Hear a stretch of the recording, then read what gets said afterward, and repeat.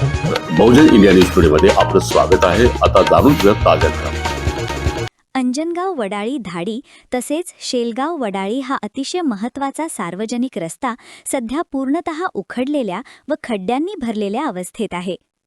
या मार्गावरून दररोज शेतकरी, विद्यार्थी, महिला व नागरिकांची मोठ्या प्रमाणावर ये-जा होत असते।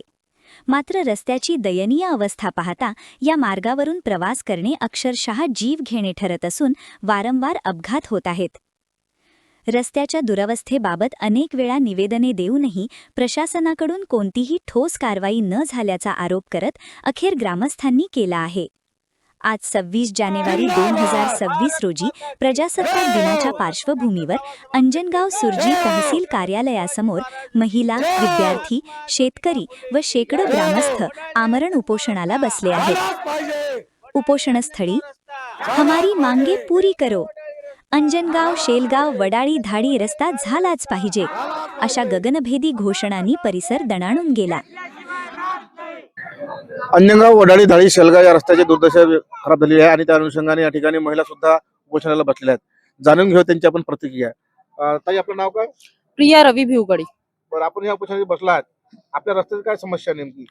आमच्या गावचा रस्ता खूप वर्षापासून बिघडलेला आहे, म्हणजे चांगला नाही। त्याची दुर्व्यवस्था खूप बेकार झालेली आहे। आमच्या गावातून वयोवृद्ध, शाळेची शाळकरी मुलं यांना खूप त्रास सहन करावा लागतो। आमची शासनाला हीच मागणी आहे का लवकरात लवकर तो रस्ता चांगला करावा, दुरुस्त करावा, हीच मागणी आहे। आम्ही याच्यासाठी उपोषणाला बसलो। जोपर्यंत रस्ता चांगला होत नाही तोपर्यंत आम्ही उपोषणावरून उठणार नाही। ही आमची लवकरात लवकर सरकारने मागणी पूर्ण करावी ही विनंती। आजीबाई, काय सांगाल, तुमच्या गावचा रस्ता कसा आहे? खराब खराब आहे काय? आज बाजार आहे मग आले की उपोषणाला आले? बरं बरं, तुम्ही काय सांगाल? आमच्या गावचा रस्ता, आमचा धाडी, शेलगाव आणि वडाळी ह्या 3 गावचा रस्ता खूप खराब झालेला आहे। त्यामुळे आम्ही उपोषणाला बसलेले आहोत। त्यामुळे लवकरात लवकर तात्काळीने सरकारने आमची मागणी मान्य करावी, आम्हाला हेच विनंती आहे। तुझं नाव काय? चंचल पांतवणे। आता तुम्ही शाळेत येता गावावरून, काय त्रास होतो तुम्हाला? अंजनगाव पासून वडाळी धाडी पर्यंत जो रस्ता आहे तो खूप खराब झालेला आहे आणि खूप गड्डे पडलेले आहेत, त्यामुळे ऍक्सिडेंट वगैरे होतो। तो रस्ता चांगला झालाच पाहिजे। चांगला झाला पाहिजे। हा, तुला काय वाटते? तो रस्ता चांगला झाला पाहिजे। त्याचप्रमाणे माझ्यासोबत आहेत तेथील नागरिक सन्माननीय बाबराव भाऊ खोबराकडे। आपण जे आज उपोषणाला बसले, काय भूमिका आपली नेमकी आहे? येत्या आज 26 जानेवारी स्वातंत्र्य दिन आहे। आज प्रजासत्ताक दिनी आपल्याला उपोषण करण्याची पाळी आलेली आहे। कारण वडाळी अंजनगाव पासून जो रोड गेलेला आहे, अंजनगाव, वडाळी, धाडी आणि शेलगाव हा पूर्णपणे विखुरलेला आहे, गड्डे पडलेले आहेत आणि ह्या रोडनं बरेचसे समजा अपघात होत आहेत। काही गर्भवती महिला येतात, जाणार येणार आहेत, खूप धार्मिक चिखलदऱ्यापर्यंत रोड येतात, आदिवासी बांधव येतात, पण हालाचे बेहाल त्या रोडनं लोकांचे झालेले आहेत।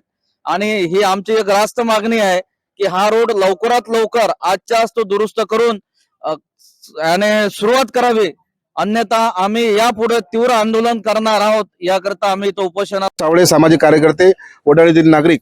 भाऊ, या ठिकाणी आपण उपोषणाला बसले आहे, संपूर्ण गावकरी मंडळी बसलेली आहे, विद्यार्थी आहेत, ज्येष्ठ नागरिक सुद्धा बसलेले आहेत। आपली नेमकी भूमिका काय आहे आणि काय मागणी आहे? अंजनगाव, वडाळी, धाडी आणि शेलगाव, वडाळी हा रस्ता अत्यंत खराब झालेला आहे। इथं विद्यार्थी आणि शेतकरी, शेतमजूर सर्व त्रस्त झालेले आहेत। आंदोलनाच्या तयारीत वेळोवेळी आम्ही निवेदन शासनाला दिलेले आहेत आणि आम्ही सर्व कलेक्टर पासून, कमिशनर पासून, कार्यकारी अभियंत्यापासून, उपअभियंत्यापासून, तहसीलदार पासून पूर्ण निवेदन दिलेले आहेत। आणि आता जे रविवारी जे डीपीटीसीची जे जिल्हा नियोजनची मीटिंग झालेली आहे, त्या मीटिंग मध्ये मी स्वतः गेलो आणि स्वतः जाऊन ते आमदार खासदारांनी तो रोड प्रस्तावित केल्यावर आपल्या पालकमंत्र्यांनी ती सुद्धा आश्वासन दिले, पण निवड आश्वासनाची जरूरत नसून, खैरात नसून आम्हाला हा रस्ता लवकरात लवकर पाहिजे। याच्यावर निधी अलॉट करा आणि काम सुरू लावा, तरच आम्ही हे आंदोलन सोडू, आमची रास्त मागणी आहे।